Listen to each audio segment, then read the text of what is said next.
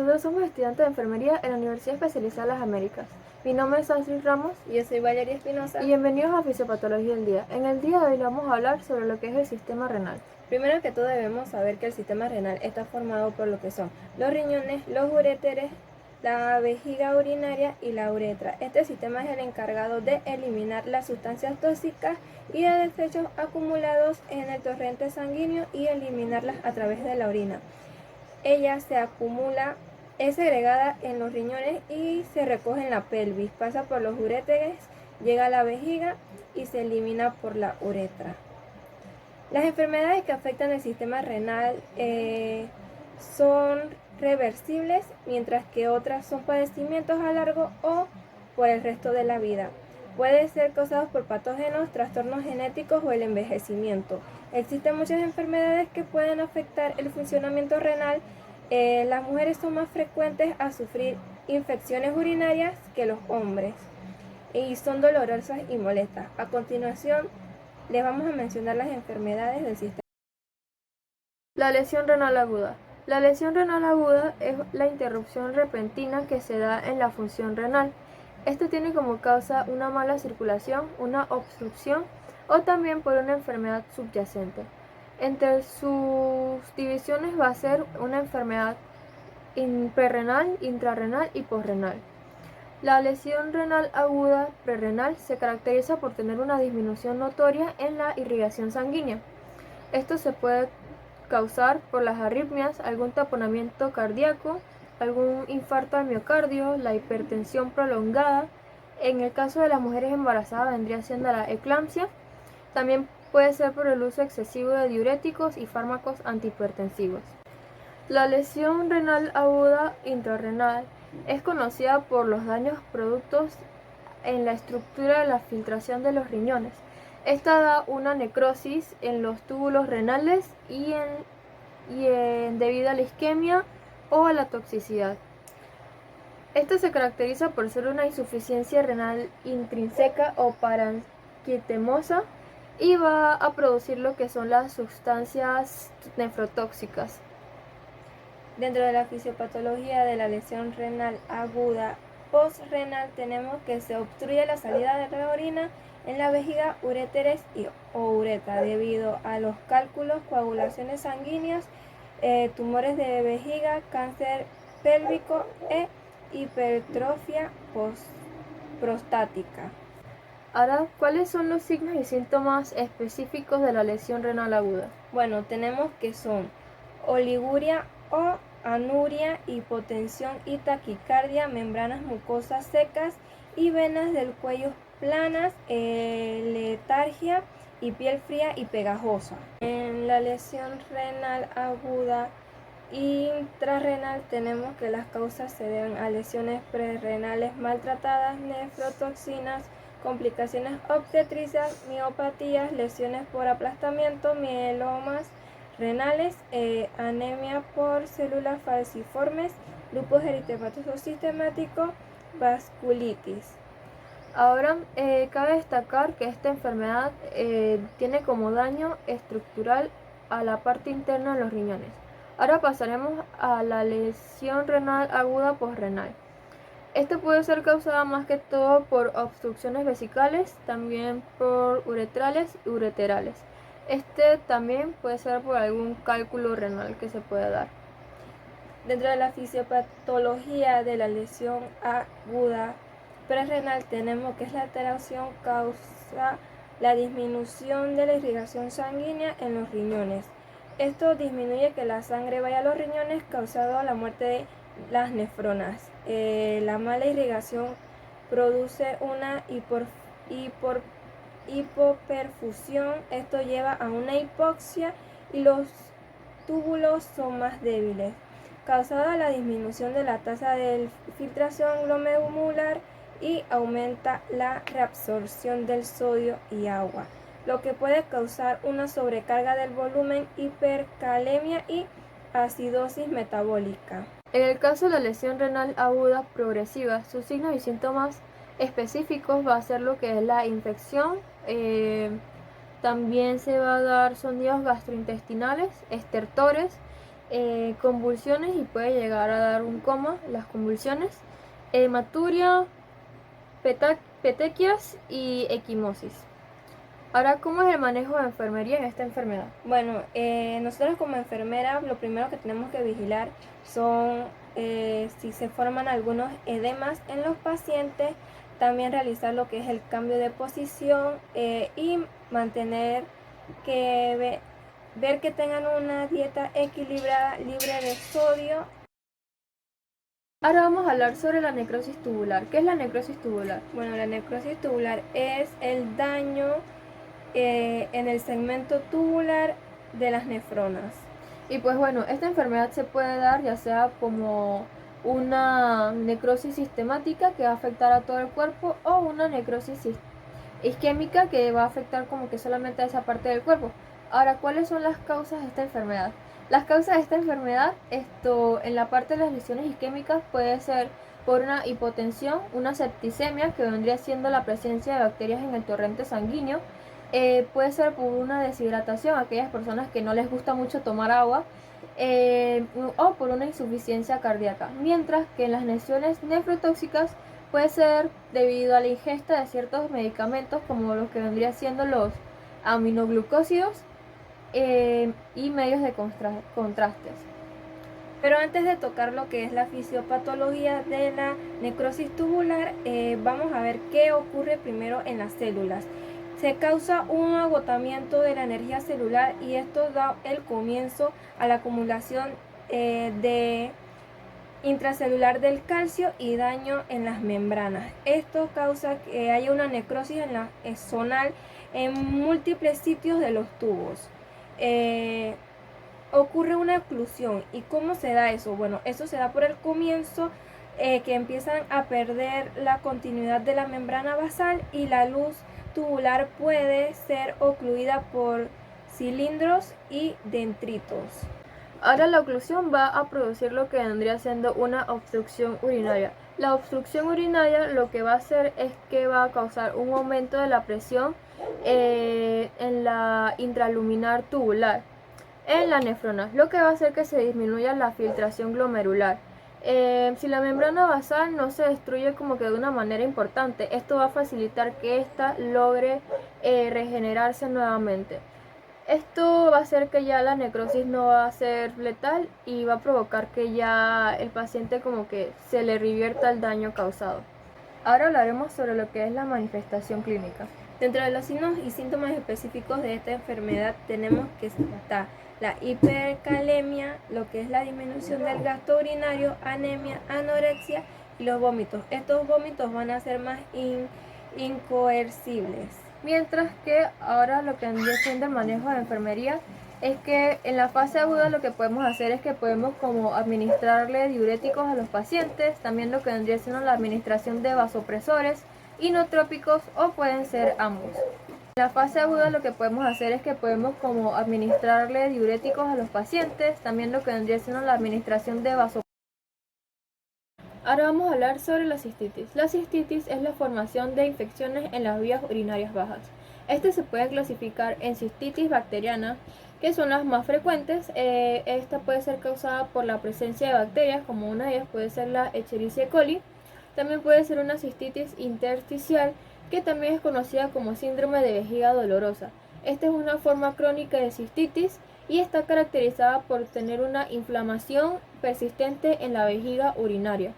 Está la cistitis química, que se produce cuando la vejiga urinaria se irrita debido a la exposición a ciertos productos químicos, como producto de limpieza, también puede ser por algunas fragancias o por espermicidas. Está la cistitis hemorrágica, que se caracteriza por la presencia de sangre en la orina debido a la inflamación y el sangrado de la vejiga urinaria.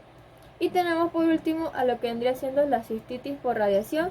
Esta se da más que todo como un resultado de la radioterapia en la zona pélvica y generalmente como parte del tratamiento del cáncer. Ahora vamos a hablar sobre lo que vendría siendo sus etiologías. Bueno, la causa principal de esta enfermedad en general es por la presencia de bacterias, las cuales ingresan en la uretra, luego proceden a la vejiga y pueden causar infecciones. Las causas principales de la enfermedad en las mujeres es debido a que tienen predisposición a las infecciones bacterianas provenientes de la vagina, peritoneo, recto o pareja sexual, probablemente como resultado de una uretra corta. Me gustaría aclarar que también es mucho más frecuente en las mujeres porque los hombres presentan una uretra mucho más larga que nosotras. Por lo tanto, las mujeres, al nosotras tener la uretra corta, las bacterias como que van a tener una mayor probabilidad de llegar a la vejiga por medio de esta. Ahora, en los hombres, con frecuencia se asocia a lo que vendría siendo las anomalías anatómicas o fisiológicas. Ahora vamos a hablar sobre lo que vendría siendo su fisiopatología. ¿Qué ocurre en las infecciones de la cistitis? La infección resulta de la vulneración de los mecanismos de defensa locales en la vejiga, que permiten a las bacterias invadir la mucosa y proliferar. ¿Qué ocurre con la orina? Bueno, normalmente una pequeña cantidad de orina suele permanecer en la vejiga. Esto se da cuando sus defensas funcionan normal. Si la orina es más alcalina, las bacterias van a poder proliferar. ¿Qué ocurre cuando las defensas locales cambian en la cistitis? Cuando cambian, las bacterias se proliferan de forma rápida y se presentan mucho más fáciles. ¿Y qué ocurre al quedar la orina en la vejiga por la cistitis? Esta pequeña cantidad sin incidentes queda cuando las defensas naturales están funcionando. ¿Qué ocurre con el flujo urinario en la cistitis? Cuando el flujo es utilizado como tipo de defensa, pero si el flujo disminuye debido a una inserción por una sonda u otro objeto o después del coito, las bacterias viajan con mayor facilidad al interior de la vejiga. Pero ¿cuáles van a ser los signos y síntomas específicos de esta enfermedad? Pues bueno, usualmente se puede dar por una nicturia, una hematuria, una lumbalgia y dolor en la fosa renal. También puede darse un prurito y una sensación de calor o ardor durante la micción. ¿Y cuáles son los tratamientos y manejos de enfermería sobre esta enfermedad? Bueno, serían los baños de asiento o compresión caliente, ingesta abundante de líquidos, también la movilidad del paciente si está encamado o ayudarlo a ir al baño si así lo pide, y también la administración de medicamentos por órdenes. La hidronefrosis. La hidronefrosis es una dilatación anómala de la pelvis y los cálices de uno o ambos riñones. No sé si sabías, pero esta enfermedad es causada por la obstrucción del flujo urinario distal a la pelvis renal en el aparato genourinario, y también se va a clasificar en bilateral o unilateral. Bueno, dentro de las causas principales de esta enfermedad tenemos que se da por traumatismo, tumores retroperitoneales o pélvicos, coágulos sanguíneos y vejiga nefrógena. Pero ¿qué ocurre en la hidronefrosis unilateral? Bueno, es causada por la obstrucción de los uréteres y afecta a un solo riñón. La obstrucción distal en la hidronefrosis causa una dilatación y actúa en una zona de amortiguación que retrasa la hidronefrosis. La obstrucción total en la hidronefrosis ocurre que el flujo de la orina con dilatación del sistema recolector conduce con rapidez a la disminución de la función de filtración glomerular y tubular y del flujo sanguíneo, lo que va a causar una atrofia cortical completa y va a hacer que se cese la filtración glomerular. Ahora, ¿cuáles son sus manifestaciones clínicas?